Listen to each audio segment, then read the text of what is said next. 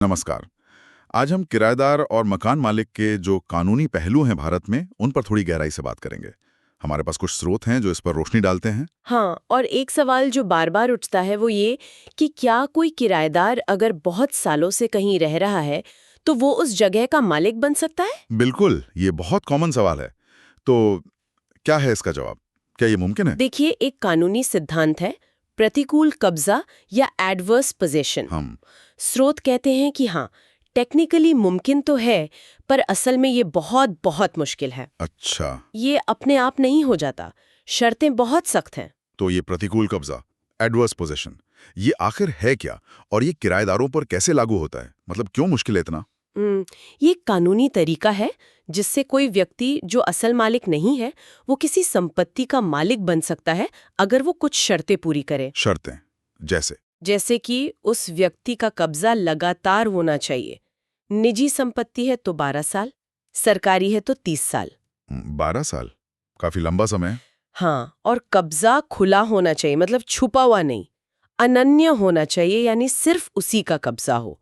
और सबसे जरूरी, वो कब्जा शत्रुतापूर्ण होना चाहिए। शत्रुतापूर्ण मतलब लड़ाई झगड़ा? नहीं नहीं, यहाँ शत्रुतापूर्ण का मतलब है मालिक की इजाजत के बिना, और सबसे अहम बात, वो किराया ना दे रहा हो। अच्छा, तो अगर कोई किराया दे रहा है? तो फिर वो कब्जा शत्रुतापूर्ण नहीं है, वो तो अनुमति वाला परमिसिव कब्जा हो गया। किराया देना ही इस बात का सबूत है कि वो व्यक्ति खुद को किराएदार मान रहा है, मालिक नहीं। वो मालिक के अधिकार को स्वीकार कर रहा है। हाँ, ये बात तो है। हाँ, तो फिर वो जो कहते हैं एक बार किराएदार हमेशा किराएदार, वो काफी हद तक सही है। बिल्कुल, खासकर अगर किराएदारी शुरू ही इजाजत से हुई है। सुप्रीम कोर्ट के हाल के फैसले भी इसी पर जोर देते हैं। अच्छा, अदा मालिक की तरह कब्जा करने का था, जिसे कानून में एनिमस पोसिडेंडी कहते हैं। एनिमस प्रेसिडेंडी। हाँ, और किराया देना इस इरादे के बिल्कुल उलट है। समझ गया। तो मतलब सिर्फ लंबे समय तक रहना काफी नहीं है, इरादा साबित करना होगा। बिल्कुल।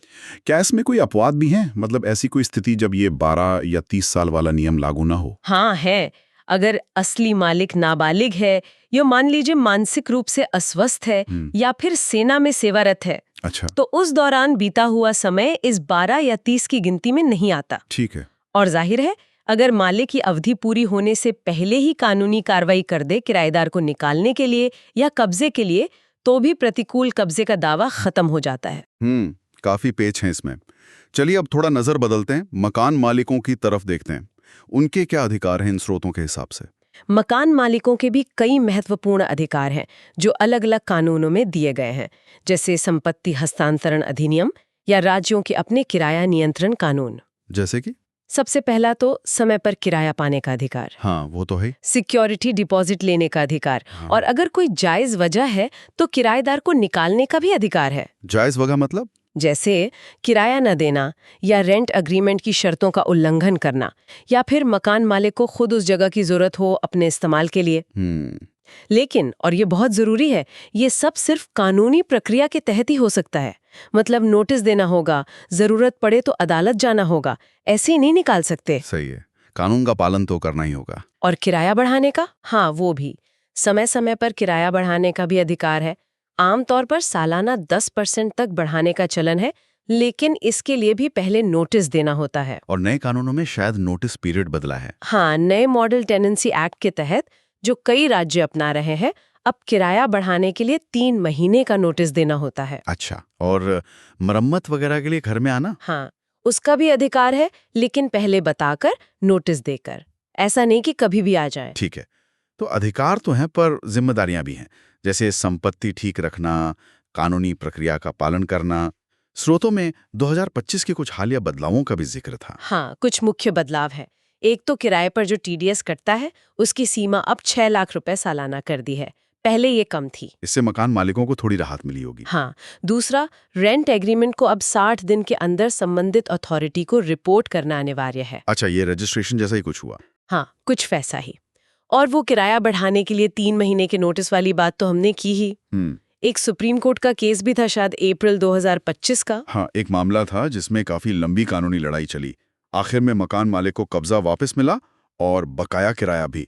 तो ये दिखाता है कि अधिकार तो हैं, लेकिन वक्त लग सकता है। बिल्कुल, सिस्टम में समय लग जाता है। एक और बात जो अक्सर सुनने में आती है, एक तरह की गलत फहमी कि अगर कोई बहुत सालों से किराए पर है या उसके पास किराए की रसीदें हैं तो वो मालिक बन गया। अरे हाँ, ये तो बहुत बड़ा मिथक है। बिल्कुल गलत। सच में? हाँ जी, एक स्रोत में तो साफ लिखा है, किराएदार हमेशा और हमेशा केवल किराएदार ही रहता है। अगर आप किराएदार की हैसियत से रह रहे हैं तो चाहे 100 साल रह लें, मालिक नहीं बन सकते। किराया रसीद या लंबा समय, ये सब आपकी किराएदारी को साबित करते हैं, मालिकाना हक को नहीं। रेंट एग्रीमेंट खुद ही इस बात का सबूत है कि आप किराएदार हैं। तो फिर वो 11 महीने वाले एग्रीमेंट का क्या चक्कर है? वो इतना आम क्यों है? क्या 11 महीने बाद कुछ बदल जाता है? नहीं, ऐसा कुछ नहीं है। इसका असली कारण बस रजिस्ट्रेशन एक्ट से जुड़ा है। अच्छा। हाँ, कानून ये कहता है कि अगर लीज या रेंट एग्रीमेंट 11 महीने से ज्यादा का है तो उसे रजिस्टर कराना अनिवार्य है। उसमें फिर स्टैम्प ड्यूटी लगती है, खर्चा होता है, थोड़ी भागदौड़ होती है। वो तो बस उस सब से बचने के लिए। हाँ, मुख्य रूप से यही वजह है। लोग 11 महीने का एग्रीमेंट बना लेते हैं ताकि रजिस्ट्रेशन ना कराना पड़े। ये कोई जादुई नंबर नहीं है जिससे किराएदार की स्थिति बदल जाए। तो 11 महीने बाद भी अगर वो रह रहा है, किराया दे रहा है, तो वो किराएदार ही है, स्थिति वही रहती है। बल्कि स्रोत तो ये कहते हैं कि एग्रीमेंट ना होना मकान मालिक के लिए ज्यादा खतरनाक है। एग्रीमेंट से कम शर्तें तो साफ रहती हैं। सही बात है। तो कुल मिला के हमने ये समझा कि किराएदार का मालिक बनना, वो जो एडवर्स पोजीशन वाली बात है, वो लगभग नामुमकिन है अगर किराएदारी सही तरीके से चल रही है। हाँ, बिल्कुल, बहुत ही दुर्लभ है और शर्तें बहुत कठिन है। आपको साबित करना होगा कि आपका इरादा मालिक का था और आपने मालिक की मर्जी के खिलाफ कब्जा किया, किराया नहीं दिया। और मकान मालिकों के अपने अधिकार हैं, लेकिन उन्हें भी कानून के दायरे में रहकर ही काम करना है, खासकर 2025 के जो नए नियम आए हैं उनके साथ। सही कहा। और रेंट एग्रीमेंट, वो दोनों के लिए बहुत जरूरी है। सब कुछ साफ साफ लिखा होना चाहिए। तो कानून कहीं ना कहीं संपत्ति के मालिक के अधिकार और जो लंबे समय से रह रहा है उसके बीच एक संतुलन बनाने की कोशिश कर रहा है। हाँ, संतुलन साधने की कोशिश है ताकि संपत्ति बेकार न पड़ी रहे, लेकिन किसी के अधिकारों का हनन भी न हो। पर यह है काफी पेचीदा मामला। बिल्कुल। अच्छा, जाते जाते एक सोचने वाली बात, जैसे हमने देखा कि प्रतिकूल कब्जे की शर्तें कितनी सख्त हैं, खासकर वो शत्रुतापूर्ण कब्जे वाली। तो क्या आने वाले समय में जैसे जैसे दुनिया डिजिटल हो रही है, संपत्ति के रिकॉर्ड, लेन देन सब ऑनलाइन हो रहे हैं, तो क्या ये कब्जे की परिभाषा या उसे साबित करने का तरीका भी बदलेगा? ये दिलचस्प सवाल है। टेक्नोलॉजी कैसे इन पुराने कानूनी सिद्धांतों को प्रभावित करेगी, ये देखने वाली बात होगी। शायद सबूत जुटाना आसान या मुश्किल हो जाए। सोचने लायक है। बिल्कुल, इस पर सोचा जा सकता है।